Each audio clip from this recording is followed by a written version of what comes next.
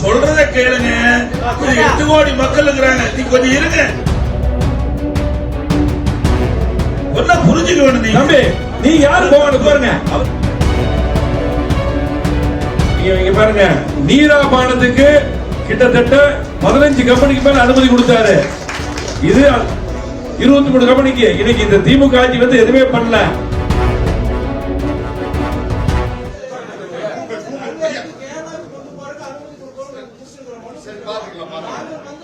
சரி போதும் சொல்லிட்டீங்க, புரிஞ்சுட்டோம்.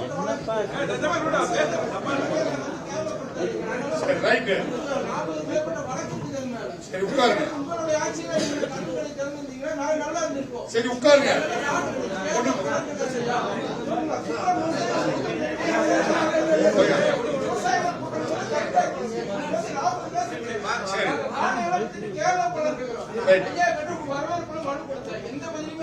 வரும் போங்க.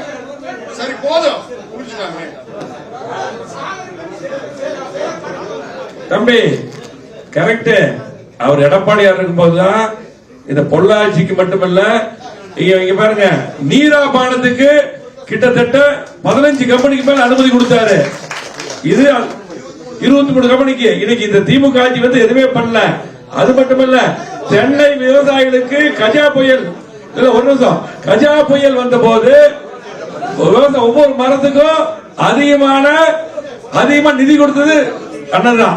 ஆகவே நம்ம நிறைய பண்ணிருக்கோம். கல் இறங்குறத பத்தி நல்ல சாமான் பேச்சு. அவர் வந்து டாக்டரேட் இதுல எல்லாத்தையும் போராடிட்டு இருக்காரு. அவர் ஒருத்தர் தான் அதுக்காக போராடுறவர். அதாவது உங்க பிரச்சனை மட்டும் பார்க்க கூடாது, புரிஞ்சுக்க. இது தமிழ்நாடு, தனிப்பட்ட முறையில் யாருக்கும் பண்ண முடியாது.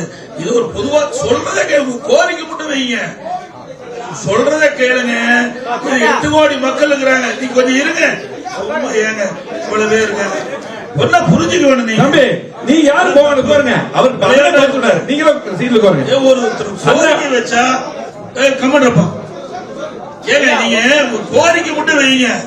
அதாவது வந்திருக்கிறாங்க, ஒவ்வொருத்தருக்கும் ஒரு தொழில் பண்றாங்க, பல அமைப்பு இருக்குது, அவருடைய பிரச்சனையை சொல்றாங்க. அது மாதிரி அண்ணன் கல் நலசாமி அண்ணன் வந்து அவருடைய பிரச்சனையை சொல்றாரு. அதோட ரைட்டு, நீங்க இப்படி இருக்குது அப்படி இருக்குதுன்னா அதெல்லாம் வந்து இந்த பொதுவான இடத்துல நான் பார்க்க கூடாது. இதெல்லாம் பதிவாகும். அதை புரிஞ்சுக்கீங்க. ஒரு இடத்துல ஒரே நிமிஷம், ஒருவர்னா பொதுவா தான், ஒரு முதலமைச்சரோ ஒரு எதிர்க்கட்சியோ பொதுவா தான் பேசுவோம். அத்தனை மக்களுடைய எண்ணங்களையும் பிரதிபலிக்கிற மாதிரி தான் இருக்கணும் ஒழிய உங்களுக்கு கஷ்டம் இருக்கு நாங்க இல்லைன்னு சொல்லல. அதுக்காக மற்றவர்கள் என்ன பாதிக்கிறாங்களோ அதையும் பார்க்கணும்.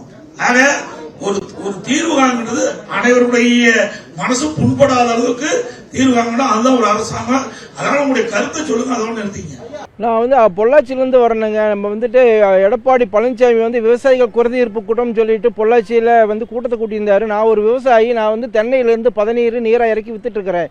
இப்போ வந்துட்டு இவருடைய தேர்தல் அறிக்கையில் வந்து தென்னையிலேருந்து கல் இறக்கி கேரளாவுக்கு வந்து தடை இல்லாமல் கொண்டு போகிறதுக்கு அங்குள்ள வியாபாரிகள் வந்து தமிழ்நாட்டில் வந்து தென்னை கல்லை கொண்டு போகிறதுக்காக ஒரு மனு தேர்தல் அறிக்கை அதை கொடுங்கய்யான்னு சொல்லிட்டு அந்த தேர்தல் அறிக்கையை கொண்டு வந்தேன். ஒன்று வந்து கேரளாவுக்கு கல்லுக்கு அனுமதி கொடுக்கணும், அங்குள்ள வியாபாரிகள் வந்து தமிழ்நாட்டிலேருந்து கல் கொண்டு போறதுக்கு அனுமதி கொடுக்கணும். 3 வந்து வெளிநாடுகளுக்கு கல்லை வந்து ஏற்றுமதி செய்யணும்னு சொல்லிட்டு ஒரு தேர்தல் அறிக்கையை வந்து ஒரு பேப்பரில் எழுதி எடப்பாடி பழனிசாமி கொண்டு வந்தேன். அவர் வந்து மனுவா கொடுத்துட்டு போங்க, யாரும் பேசக்கூடாதுன்னு சொல்லிட்டாரு. ஏன் நீங்க 4.5 வருஷமா எங்களுடைய ஆட்சியை நாசம் பண்ணிட்டீங்க. 4.5 வருஷமா வந்து நீங்க வந்து கல்லுக்கு அனுமதி தரல. அதனால எங்களுக்கு 40க்கும் மேற்பட்ட வழக்குகள் இருக்குது.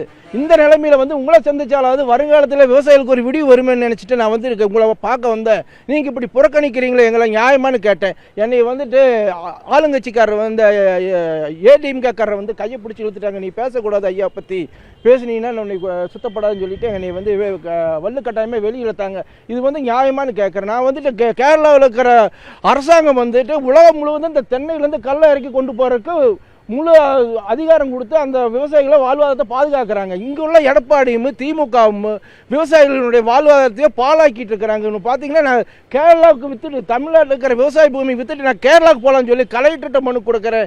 யாருக்கிட்ட கொடுத்தாலுமே எங்களுக்கு வந்து ஒரு சுதந்திரமான விடிவில்லை.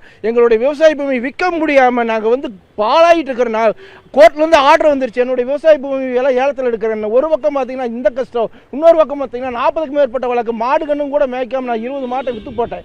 ஏன்னு கேட்டிங்கன்னா வெடியால கோர்ட்டுக்கு போனால் சாயங்காலம் 5 மணி வரைக்கும் வரக்கூடிய நிலைமை விவசாயிகளுக்கு இருக்குது. அதனால தமிழ்நாடே வேண்டாடா, நாசமாக போகடா, நீங்கள் திராவிட கட்சியில் நாசமாக போகடா, எங்களோட விவசாய பூமி விற்று கொடுங்கடா, நாங்கள் சைட்டு வேலை போட்டு பல கோடிக்கு விற்குவேன், நம்ம போய் கேரளாவில் போய் விவசாயம் பண்ணி அங்கே வாழ்வாதாரத்தை தேடிக்கிறேன், அங்கே கல்லை இறக்கி விற்றுக்கிறேன்னு சொல்லிட்டு மனுவாக கொடுக்கலான்னு வந்த இந்த எடப்பாடி மக்களை புறக்கணிக்கிறதுனால எங்களுக்கு வாழ்வாதாரமே கேள்விக்குறியாயிருச்சு.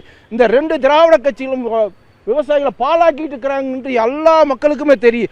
ஓட்டுக்கு 200 ரூபாய் கொடுத்து கூட்டத்தை கூட்டின மயத்தில் ஜெயிச்சிட முடியாதுங்க யாருமே.